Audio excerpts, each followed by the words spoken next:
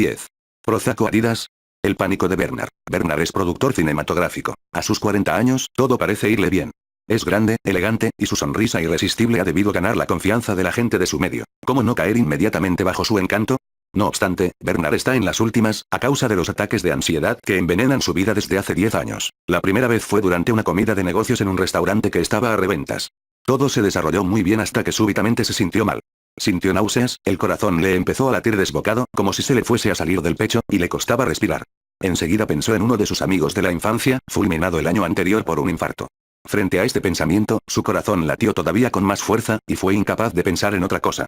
Tenía la visión borrosa, y la impresión de que la gente y el decorado a su alrededor se tornaban extrañadamente distantes, como si no fuesen reales.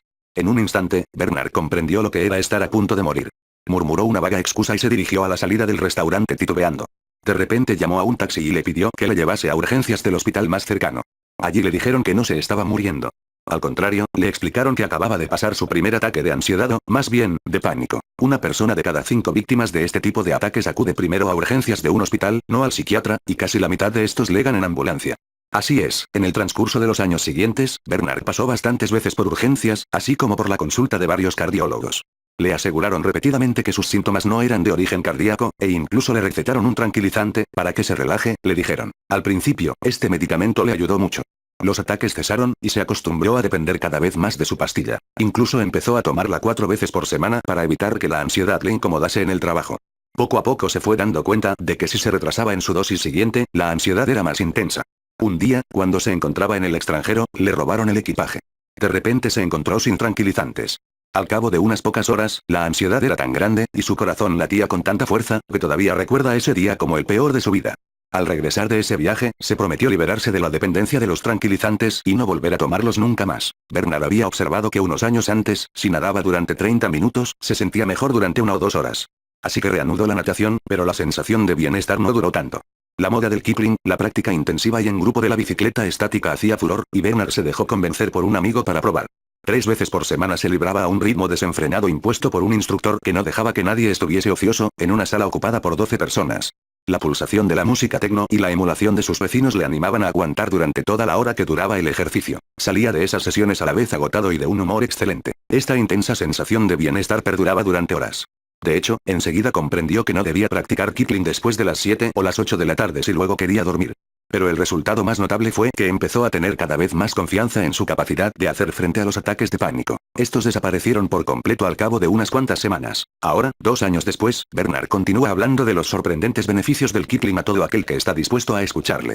Sigue practicando ese deporte 3 veces por semana, sobre todo cuando se estresa.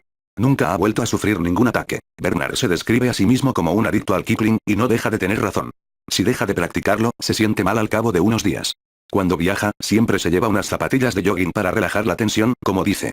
No obstante, se trata de una toxicomanía que le sienta bien, le permite controlar su peso, aumentar su líbido, mejorar el sueño, reducir la tensión arterial, reforzar el sistema inmunitario, le protege contra las enfermedades cardíacas e incluso contra algunos tipos de cáncer. Aunque tenga dependencia, su intoxicación de ejercicio le proporciona la sensación de manejar mejor su vida, exactamente al contrario de lo que le sucedía con el tranquilizante, un tratamiento para la ansiedad y las células inmunitarias. Bernard no es el único. Lo que ha descubierto por sí mismo es algo de lo que Platón ya hablaba, y que en el transcurrir de los últimos 20 años ha sido demostrado por la ciencia occidental. El ejercicio es un tratamiento notable de la ansiedad. En la actualidad, los estudios al respecto son tan numerosos que incluso existen varios estudios de estudios, meta-análisis. Un estudio realizado precisamente acerca de los beneficios de la bicicleta estática, menos intenso que el Kipling al que Bernard era adicto, mostraba que, en efecto, la mayoría de los participantes experimentan un aumento de energía a la vez que se sienten más relajados. Este estudio constata también que los efectos positivos siguen siempre presentes al cabo de un año, y que la gran mayoría de los participantes han elegido por ellos mismos continuar con dicha práctica de manera regular. También son varios los estudios que sugieren que, cuanto más desacondicionado se está, es decir, cuanto menos se deja uno arrastrar a realizar comidas demasiado pesadas, desplazamientos en coche y pasar horas frente a la televisión, más rápidamente se sentirán los beneficios del ejercicio físico, aunque se practique a dosis muy pequeñas. Bernard también tenía razón al aumentar su dosis de ejercicio durante los periodos de mayor estrés. En la Universidad de Miami, el Dr. Laperriere se ha dedicado a estudiar el efecto protector del ejercicio en situaciones difíciles. Y para ello ha elegido uno de los momentos más terribles de la existencia, aquel en que se nos anuncia que somos seropositivos del virus del SIDA. En la época en la que realizó ese estudio, mucho antes del descubrimiento de la triterapia, este diagnóstico equivalía a una sentencia de muerte. Y cada uno se las tenía que apañar psicológicamente como pudiera. Lo que la Perrier ha constatado es que los pacientes que practicaban ejercicio de manera regular desde al menos 5 semanas antes parecían estar protegidos contra el miedo y la desesperación. Además, su sistema inmunitario, que a veces se desploma en situaciones de estrés, resistía mejor ante tan terribles noticias. Las células natural killer, NK, las asesinas naturales, son la primera línea de defensa del organismo tanto frente a las invasiones exteriores, como el virus del SIDA, como frente a la proliferación de células cancerígenas. Son muy sensibles a nuestras emociones. Cuanto mejor nos sentimos, mejor y con más energía realizan su tarea. Por el contrario, en periodos de estrés y depresión, tienden a desactivarse o a cesar de multiplicarse. Precisamente eso fue lo que la Perrier descubrió en el caso de los pacientes que no practicaban ejercicio. Su tasa de NK caía de manera brutal tras el anuncio del diagnóstico, al contrario que los pacientes que hacían ejercicio de manera regular. El entrenamiento de Xaviera. La depresión también se beneficia de un poco de jogging. En uno de los primeros artículos modernos acerca del tema, el Dr. Grest contaba la historia de Xaviera. Esta estudiante de 28 años preparaba su segundo doctorado en la Universidad de Wisconsin. Vivía sola, y rara vez salía fuera de sus cursos, quejándose siempre de que no encontraba al hombre que le convenía. Su existencia le parecía vacía y había perdido la esperanza de que eso cambiase algún día. Su único consuelo eran los 3 paquetes de cigarrillos que se fumaba al día, observando las volutas de humo elevándose en el aire en lugar de concentrarse en sus apuntes. Así que no se sintió sorprendida cuando el médico del dispensario de la universidad le anunció que su nivel en una escala de depresión era superior al 90% de los pacientes del centro. Hacía 2 años que le duraba la depresión, y ningún tratamiento le parecía aceptable. No sentía necesidad de hablar de su madre, de su padre, ni de sus problemas con una psicóloga, y se negó a tomar medicamentos porque, como ella decía, puede que esté deprimida, pero no estoy enferma. Pero tal vez por desafío, aceptó, no obstante, tomar parte en un estudio que estaba realizando el médico. Debía correr 3 veces por semana entre 20 y 30 minutos, sola o en grupo, como prefiriese. En su primera cita con su monitor de jogging se preguntó si no sería una broma. ¿Cómo podía imaginarse que con sus 3 paquetes de cigarrillos al día, su falta total de ejercicio desde que tenía 14 años, y sus 10 kilogramos de más, podía participar en un estudio sobre los efectos del jogging? La última vez que se dejó convencer para practicar ciclismo, lo hizo durante 10 minutos y creyó que se moría. Se había jurado no volver a intentarlo y además, la idea de que hacía falta un monitor para aprender a correr le parecía todavía más ridícula. ¿Qué es lo que había que aprender? ¿A poner un pie delante del otro más deprisa que andando? Pero escuchó los consejos que le ofrecieron.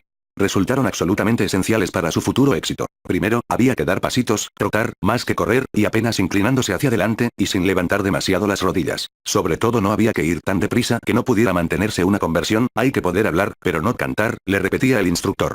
Si perdía el aliento, había que ir más despacio, es decir, caminar a paso vivo. No debía sentir nunca ni dolor ni fatiga. El objetivo de entrada era simplemente recorrer 1,5 kilómetros, tomándose el tiempo necesario, pero intentando trotar todo lo posible.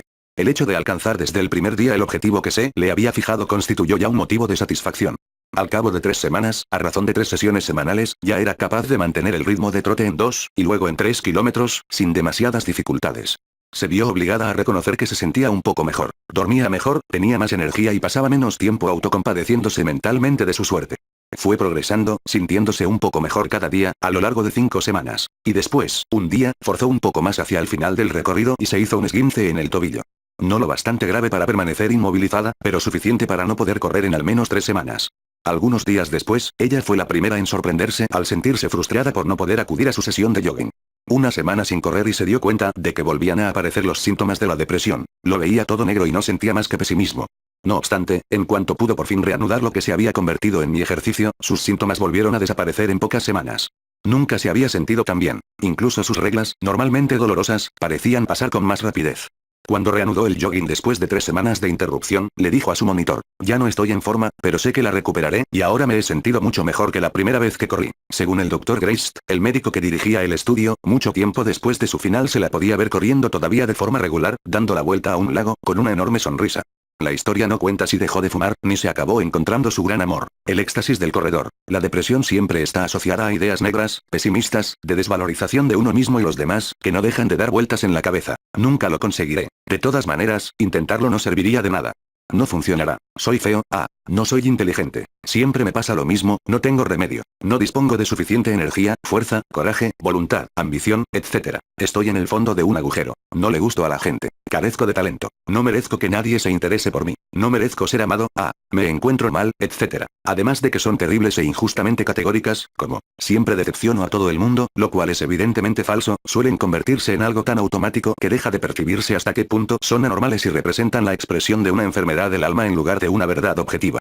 desde la década de 1960 y de los trabajos del notable psicoanalista de Filadelfia Aaron Beck, inventor de la terapia cognitiva, se sabe que el simple hecho de repetir esas frases alimenta la depresión, y que el hecho de dejar de hacerlo voluntariamente a veces sitúa a los pacientes en el camino de la curación. 6. Una de las características del esfuerzo físico prolongado es que permite precisamente detener, al menos de manera temporal, ese fluido incesante de ideas negra.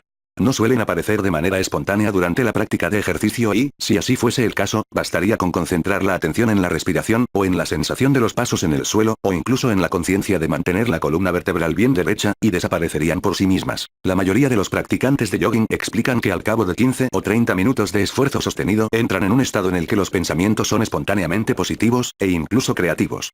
Son menos conscientes de ellos mismos y se dejan guiar por el ritmo del esfuerzo que los sostiene y arrastra. Es lo que se conoce como la subida, el éxtasis del practicante de jogging, y que solo alcanzan quienes perseveran durante varias semanas. Este estado, aunque es sutil, se torna a menudo adictivo. Son numerosos los joggers que no pueden, al cabo de un cierto tiempo, pasar sin sus 20 minutos de carrera, ni siquiera aguante un solo día. El principal error que cometen los principiantes cuando regresan, envalentonados, de la tienda de deportes con sus zapatillas nuevas, es tratar de correr demasiado rápido y demasiado tiempo. La distancia y la velocidad mágicas no existen. Como ha observado de manera brillante Mihaly Csikszentmihalyi, el investigador de los estados de fluir, lo que permite entrar en este estado de fluir, es el hecho de perseverar en un esfuerzo que nos mantiene al límite de nuestras capacidades. Al límite, y no más. Para alguien que empieza a correr, eso significará una distancia corta y poco a poco. Más adelante, deberá correr con mayor rapidez y más distancia para continuar fluyendo, pero solo más adelante. Adidas contra Zoloft. Investigadores de la Universidad de Duke han realizado recientemente un estudio comparativo del tratamiento de la depresión mediante el jogging y mediante un antidepresivo moderno muy eficaz, el Zoloft. Tras 4 meses de tratamiento, los pacientes de ambos grupos iban exactamente igual de bien. La ingesta del medicamento no ofrecía ninguna ventaja particular con respecto a la práctica regular de la carrera a pie. Ni siquiera aportaba nada suplementario el correr y tomar el medicamento a la vez. Por el contrario, al cabo de un año, existía una diferencia notable entre ambos tipos de pacientes. Más de una tercera parte de los pacientes que seguían el tratamiento con Zoloft habían recaído, mientras que el 92% de los que fueron tratados mediante jogging todavía iban perfectamente bien. Y lo cierto es que ellos mismos habían decidido continuar practicando ejercicio incluso tras finalizar el estudio. Otro estudio procedente de la misma Universidad de Duke ha demostrado que no es necesario ser joven ni gozar de buena salud para sacarle partido al ejercicio físico. En pacientes deprimidos de entre 50 y 67 años, el simple hecho de practicar 30 minutos de caminar a ritmo vivo, sin correr, 3 veces por semana, produjo al cabo de 4 meses exactamente el mismo efecto que un antidepresivo. La única diferencia radicaba en que el antidepresivo aliviaba los síntomas con un poco más de rapidez, pero no más en profundidad. 8. Zoloft es la marca comercial de un antidepresivo a base de sertralina, que en España se comercializa con los nombres de Vestirán y Arenis. Nota del traductor: no solo el ejercicio físico regular permite curar un episodio de depresión, sino que probablemente también facilita el evitarlos. En una población de sujetos normales, los que hacían ejercicio al principio del estudio gozaban de manera neta de menos probabilidades de conocer un episodio depresivo en el transcurso de los 25 años siguientes. 9. He conocido bien estos dos aspectos del ejercicio físico, tanto en el tratamiento de los síntomas como en su prevención, por haber hecho yo mismo la experiencia. Cuando llegué a Estados Unidos a los 22 años, no conocía a casi nadie allí. Los primeros meses se ocuparon con todas las actividades habituales de los emigrantes. Además de los estudios, muy absorbentes, había que encontrar un apartamento, y luego hacer la mudanza. Estuvo bien, al menos al principio, aquello de empezar desde cero, y sin padres que me dijesen lo que tenía o no que hacer. Recuerdo el placer de esta libertad, de la sencilla felicidad que hallaba en comprar las cortinas, o incluso una sartén, por primera vez. Pero al cabo de algunos meses, una vez instalado y prisionero de la rutina de los estudios, mi vida se vio singularmente desprovista de placeres. Sin mi familia, sin mis amigos, sin mi cultura, sin mis sitios, de repente comprendí que mi alma se estaba marchitando imperceptiblemente. Recuerdo sobre todo una noche en la que nada parecía tener importancia ni sentido. No me quedaba más que la música clásica, que escuchaba incansable en lugar de sumergirme en mis estudios. Incluso me decía que el único trabajo que podía tener sentido en un mundo tan frío e indiferente era el de director de orquesta. Como no tenía la mínima oportunidad de llegar a serlo, esa incapacidad no hizo más que agravar mi pesimismo de emigrante aislado. Al cabo de varias semanas en este plan, acabé por comprender que, si no reaccionaba, iba a suspender los exámenes y que, entonces, sí que tendría auténticas razones para deprimirme. Haberlo dejado todo para venir a fracasar a América era una estupidez. No sabía muy bien por dónde empezar, pero sabía que tenía que sacudirme aquel torpor que me hacía pasar las horas sentado sin hacer otra cosa que escuchar siempre los mismos casetes. Antes de dejar París había practicado squash, e incluso me había traído la raqueta. Ella me salvó. Primero me apunté a un club. Durante las 2 primeras semanas no cambió nada, salvo que en mi vida había presente una actividad que imaginaba llena de placer. Sabía que, al menos 3 veces por semana, me daría el placer de cansarme físicamente, para a continuación darme una larga y merecida ducha. En efecto, gracias al squash también conocí a personas que me invitaron a sus casas y, poco a poco, empecé a construir una vida social un poco más rica. Durante mucho tiempo, no estuve del todo seguro de si practicar ejercicio me había ayudado, o si todo se le debía a mis nuevos amigos. Pero no tenía importancia. Me sentía infinitamente mejor y estaba encarrilado. Más tarde, me di cuenta de que, incluso en los momentos más difíciles, si hacía 20 minutos de carrera al menos cada 2 días, normalmente solo, me sentía mejor armado para hacer frente y evitar las angustias de la depresión. Y nada de lo que haya podido aprender más tarde ha podido hacerme cambiar hasta el presente lo que es mi primera línea de defensa contra los embates de la vida: estimular el placer. ¿A través de qué misteriosos caminos tiene el ejercicio un impacto tal sobre el cerebro emocional? En primer lugar, claro está, tenemos el efecto en las endorfinas, esas pequeñas moléculas secretadas por el cerebro y que se parecen mucho al opio y a sus derivados, como la morfina y la heroína. El cerebro emocional contiene múltiples receptores para las endorfinas, que es, por otra parte, la razón por la que es tan sensible al opio, que da inmediatamente una sensación difusa de bienestar y satisfacción. El opio es incluso el antídoto más fuerte contra el dolor de la separación o del duelo. Al igual que un pirata, el opio secuestra uno de los mecanismos intrínsecos del bienestar y del placer en el cerebro. No obstante, cuando se utilizan en exceso, los derivados del opio comportan una habituación, un acostumbramiento de los receptores del cerebro. De repente, es necesario aumentar la dosis en cada ocasión para obtener el mismo efecto. Además, como los receptores son cada vez menos sensibles, los pequeños placeres cotidianos pierden todo su significado, incluida la sexualidad, que suele quedar reducida a cero entre los toxicómanos. Justo lo contrario es lo que sucede con la secreción de endorfinas inducida por el ejercicio físico. Cuanto más se estimula el mecanismo natural del placer de esta manera, más sensible parece tornarse. Y las personas que practican ejercicio de manera regular, obtienen más placer de las cosas pequeñas de la vida, de sus amigos, de su gato, de las comidas, de sus lecturas, de la sonrisa de alguien que pasa por la calle. Es como si les resultase más fácil estar satisfechos. Por otra parte, obtener placer es justo lo contrario de la depresión, que ante todo viene definida por la ausencia de placer, más que por la tristeza. Sin duda por esta razón, la liberación de endorfinas tiene un efecto antidepresor y ansiolítico tan pronunciado. Cuando se estimula así el cerebro emocional, utilizando medios naturales, también se está estimulando la actividad del sistema inmunitario y favoreciendo la proliferación de células asesinas naturales, convirtiéndolas en más agresivas contra las infecciones de las células cancerígenas. Véase ilustración N1 de las células asesinas. Es lo contrario de lo que se produce en los heroinómanos, cuyas defensas inmunitarias se hunden. El otro mecanismo posible resulta igualmente intrigante, añadiéndose a lo que ya hemos visto a propósito de la coherencia del ritmo cardíaco. Quienes hacen ejercicio de manera regular cuentan con una variabilidad mucho mayor de ritmo cardíaco y más coherencia que quienes son sedentarios. Eso significa que su sistema parasimpático, el freno fisiológico, que induce periodos de calma, es más sano y fuerte. Un buen equilibrio entre las dos ramas del sistema nervioso autónomo es uno de los mejores antídotos contra la ansiedad y los ataques de pánico. Todos los síntomas de la ansiedad tienen su origen en una actividad excesiva del sistema simpático. Sequedad de boca, aceleración del corazón, sudores, temblores, aumento de la tensión arterial, etc. Como los sistemas simpático y parasimpático están siempre opuestos, cuanto más se estimula el parasimpático, más se refuerza, como un músculo que se va desarrollando, y acaba bloqueando las manifestaciones de la ansiedad. Existe un tratamiento totalmente nuevo de la depresión que está todavía en estudio en los más importantes centros de psiquiatría biológica experimental. Se trata de la estimulación del sistema parasimpático mediante un aparato implantado bajo la piel.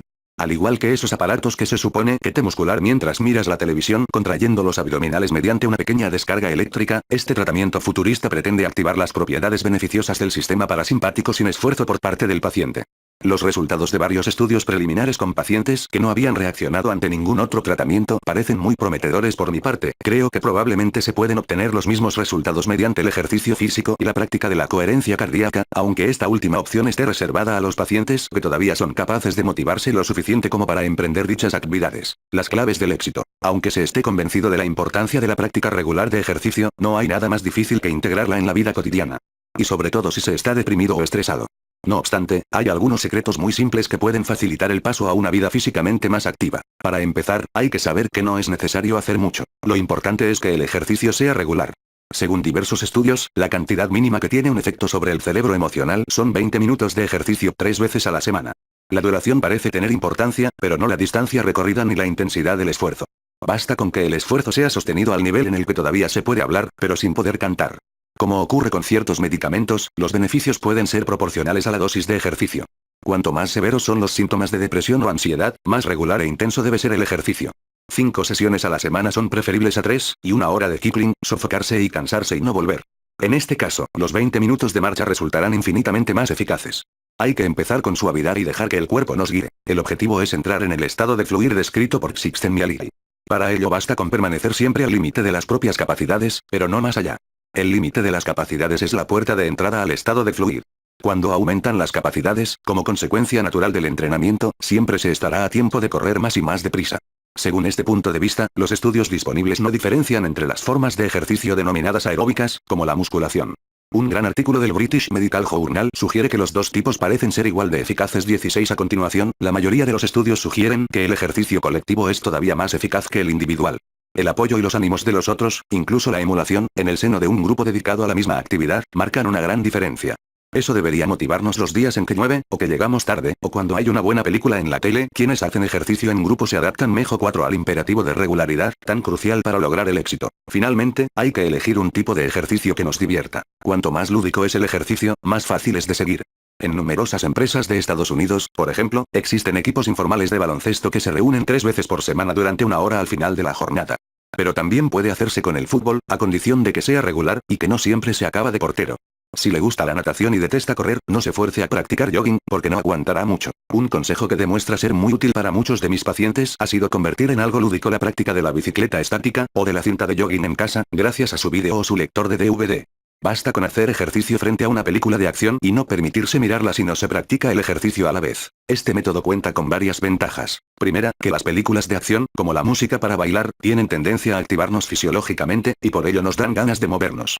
En segundo lugar, una buena película tiene un efecto hipnótico que nos hace olvidar el tiempo, y los 20 minutos reglamentarios acaban pasando antes de que uno haya tenido tiempo de mirar el reloj. Finalmente, como está prohibido continuar mirando la película si uno se detiene, el suspense da ganas de volver a empezar al día siguiente, aunque solo sea para saber cómo continúa. Como las máquinas hacen ruido y el ejercicio molesta para la concentración, es preferible evitar las películas intimistas. Por otra parte, la risa no es compatible con el ejercicio físico, así que más vale evitar también las comedias. Volverse hacia los demás. Hasta ahora no hemos considerado más que vías de acceso al cerebro emocional centradas en el individuo. Tanto si se trata de la coherencia del ritmo cardíaco, el método EMDR, la simulación del amanecer, la acupuntura, la nutrición o el ejercicio, todos estos métodos toman al individuo como medida y como objetivo. No obstante, el cerebro emocional no solo tiene el papel de controlar la fisiología interior del cuerpo. Su otra función, no menos importante, es la de ocuparse del equilibrio de nuestras relaciones afectivas y asegurarse de que tenemos un lugar en la cuadrilla, el grupo, la tribu o la familia. La ansiedad y la depresión suelen ser la señal de desamparo que emite el cerebro emocional cuando detecta una amenaza para nuestro equilibrio social. Para calmarlo y vivir en armonía con él, hay que gestionar con más gracia nuestras relaciones con los demás. De hecho, basta con utilizar algunos principios de higiene afectiva. Son y han sido tan simples y eficaces como generalmente olvidados.